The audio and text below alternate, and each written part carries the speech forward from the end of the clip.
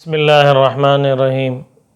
سب حضرات درود شریف پڑھ لیجیے۔ اللہم صلی علی محمد وعلی آل محمد کما صلیت علی ابراہیم وعلی آل ابراہیم انک حمید مجید۔ اللہم بارک علی محمد وعلی آل محمد کما بارکت علی ابراہیم وعلی آل ابراہیم انک حمید مجید۔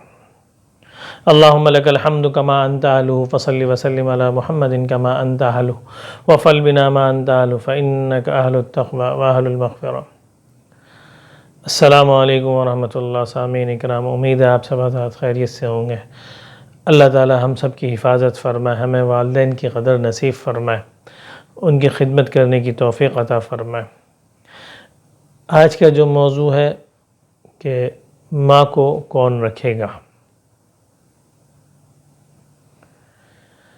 اچھا، جب ہم چھوٹے ہوتے ہیں تو ہم بہن بھائی لڑ رہے ہوتے ہیں کہ ماں میری ہے، ماں میری ہے۔ بڑا بھائی کہہ رہا ہوتا ہے ماں میری ہے، منجلا بھائی کہہ رہا ہوتا ہے ماں میری ہے، چھوٹا بھائی کہہ رہا ہوتا ہے ماں میری ہے، بڑی بہن کہہ رہی ہوتی ماں میری ہے، چھوٹی بہن کہہ رہی ہوتی ماں میری ہے۔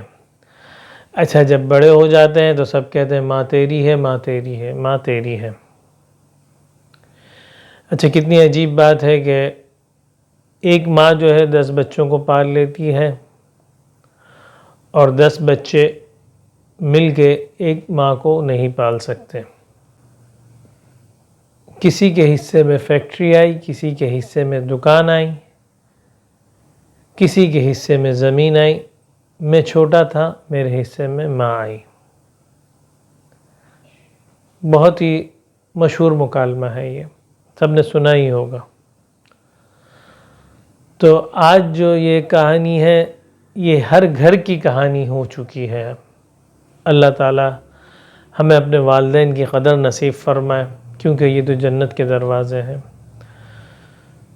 تو یہ کہانی بہت سبق آموز ہے، جو اس میں سے سبق حاصل کرنا چاہے۔ بڑی عمر کی ماں جو ہے کمرے میں بیٹھی ہوئی ہیں، بڑی مشکل سے واش روم سے کمرے میں کرسی میں آ کے بیٹھتی ہیں۔ سانسیں بھی ابھی بحال نہیں ہوتی، ان کا شور کم نہیں ہوا ہوتا، تو بچوں کی آوازیں آنا شروع ہو جاتی ہیں۔ تو یہ بچوں کی آوازیں ہوتی ہیں بزرگوں کے لیے بہت ہی ایک موسیقی کی سی کیفیت پیدا کرتے ہیں، کیونکہ انہوں نے اس کے لیے ایک بہت لمبا عرصہ جو ہے گزارا ہوتا ہے ان خوشیوں کو دیکھنے کے لیے، اس موسیقی کو سننے کے لیے۔ تو ان کے چہرے پہ پڑی جھریاں جو ہوتی ہیں، یہ اس بات کے ثبوت ہوتی ہیں کہ ایک بہت لمبا عرصہ طے کر کے اس جگہ پہ یہ پہنچی ہیں۔ اچھا، باہر جو ہے سب بہن بھائی اس کے بوڑھی عورت کے شوہر کے انتقال ہونے کے بعد کافی عرصے کے بعد جو ہے سب بہن بھائی اس گھر میں جمع ہوتے ہیں۔ اچھا، بڑے بھائی کی آواز آ رہی ہوتی ہے کہ بھئی میں اور میری بیوی جو ہے بینک میں جاب کرتے ہیں، صبح کے جاتے ہیں، شام کو آتے ہیں، تو ہم اماں کو نہیں رکھ سکتے۔ وجہ یہ ہے کہ اماں کا دھیان کون رکھے گا، ہم تو صبح کے گئے اور شام کو آئے، تو ہم اماں کی ذمہ داری نہیں اٹھا سکتے۔ اچھا، منجلا بھائی جو ہوتا ہے وہ بھی اس بات کو کہتا ہے کہ بھئی میں تو رہتا ہی اپنے سسرال میں ہوں، تو انہوں نے مجھے بڑی مشکل سے تو مجھے برداشت کیا ہوا، تو اماں کو کیسے برداشت کریں گے۔ تو بڑا بھائی جو ہے فوراً اس کو ذلیل کرنا شروع کر دیتا ہے کہ بھئی تمہیں تو ہم نے سمجھایا تھا کہ اپنے پاؤں پہ کھڑے رہو، اپنی جاب کرو، اپنے گھر میں رہو، کیوں سسرال کے ٹکڑوں پہ پل رہے ہو۔ تو برداشت تو جو ہے منجلے والے سے بھی نہیں ہوتا، وہ بھی فوراً جواب دیتا ہے، ٹکا سا جواب دے دیتا ہے، بھائی آپ کی تو اپنی جاب ہے، اپنا گھر ہے، تو آپ کیوں اماں کو نہیں رکھ لیتے۔ خیر، بحث مباحثہ بڑھنا شروع ہو جاتا ہے، بات لڑائی تک پہنچ جانا شروع ہو جاتی ہے۔ تو چھوٹا بھائی جو ہوتا ہے وہ سن رہا ہوتا ہے، وہ کہتا ہے بھائی آپ لوگ لڑے مت، جو ہے اماں کو جو ہے میں اپنے ساتھ رکھ لیتا ہوں۔ تو اس کی بیوی جو ہے وہ بھاگتی ہوئی آتی ہے کہ بھائی آپ تو صبح کو کام پہ چلے جائیں گے، تو اماں کا دھیان کون رکھے گا بھائی؟ ان کی پرہیزی کے لیے کھانا کون بنائے گا؟ ان کی بار بار ان کی دوائی کا خیال کون رکھے گا؟ ان کی طبیعت کو کون دیکھے گا؟ ان کے لیے ان کا خیال کون رکھے گا؟ بھائی اگر آپ نے ذمہ داری لینی اپنے سر پہ لیں، میں کیوں لوں ذمہ داری؟ 2 بہویں اور بھی تو موجود ہیں، ان کی بھی تو ذمہ داری یہی بنتی ہے کہ یہ بھی ماں کی خدمت کرے، میں ہی کیوں کروں؟ خیر منجلی بہو جو ہے خاموشی سے سن رہی ہوتی ہے، تو وہ اپنی نند خالدہ سے کہتی ہے کہ بھائی تم جو ہے کام کرو، تمہاری امی جان سے بنتی بھی بہت ہے، اٹیچمنٹ بھی تمہاری بہت زیادہ ہے، تو تم ایسا کرو کہ تم جو ہے امی کو اپنے ساتھ لے جاؤ، اور امی جو ہے تمہارے بچوں کو بھی سنبھال لیں گی۔ تو بیٹی سن رہی ہوتی ہے اور کہتی ہے کہ بھابھی آپ کی بات تو 16 آنے درست ہے، لیکن مسئلہ یہاں پہ کچھ یوں ہے کہ بھئی میری جو ساس ہے وہ کیسے برداشت کرے گی، کیونکہ میں نے اپنی ساس کو برداشت نہیں کیا ہے، اور جو میرے شوہر احتشام ہے وہ تو کسی مہمان کو 1 دن سے زیادہ برداشت ہی نہیں کر سکتے، تو کسی صورت ممکن ہی نہیں ہے یہ بات کہ جو ہے میرا شوہر جو ہے اماں کو برداشت کرے اور میرے گھر میں رکھنا ناممکن سی بات ہے۔ اچھا منجلا بائی جو ہے فوراً سے لقمہ دیتا ہے کہ بھئی کہیں پہ بھی اماں رہنے چلی جائیں گی تو ہم اس گھر کو بیچ کے اس کے 3 حصے کر دیں گے، تو ہمارا تینوں کے حصے میں پیسے آ جائیں گے۔ اچھا اماں سن کے رو رہی ہوتی ہے۔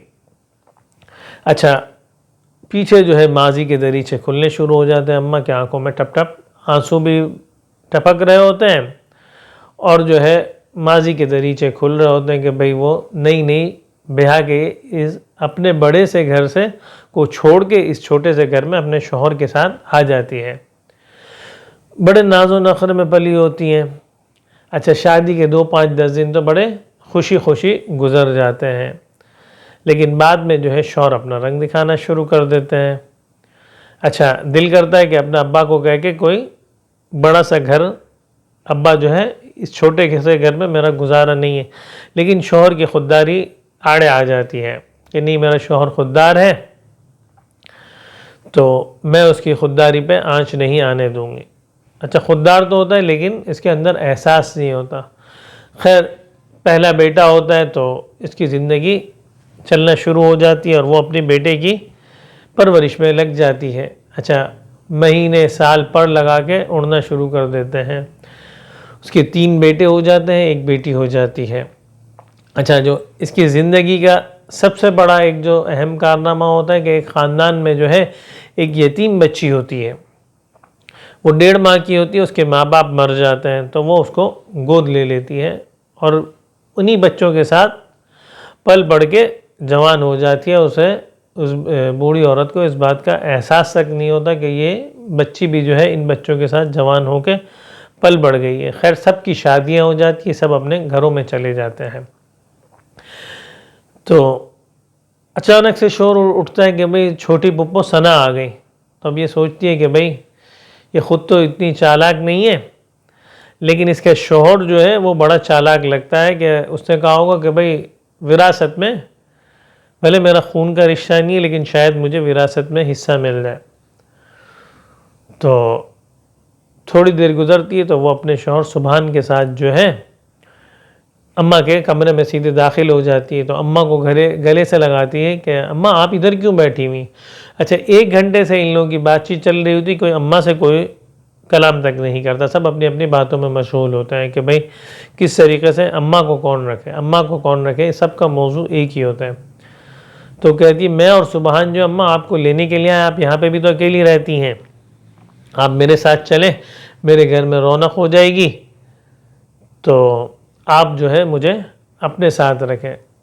تو یہ بوڑھی عورت سوچنے پہ مجبور ہو جاتی ہے کہ لوگ جو ہے اولاد کو پالتے ہیں یہ سوچ کر کہ یہ ان کے کفن دفن کا انتظام کرے گی، لیکن یہاں پہ تو معاملہ ہی الٹا ہے، بے اولاد ان سے تو اچھے ہوتے ہیں کہ بھئی ان کے اولاد نہیں ہوتی تو پڑوسی جو ہے ان کے کفن دفن کا انتظام کر دیتے ہیں، ان کو پڑوسیوں سے تو امید ہوتی ہے۔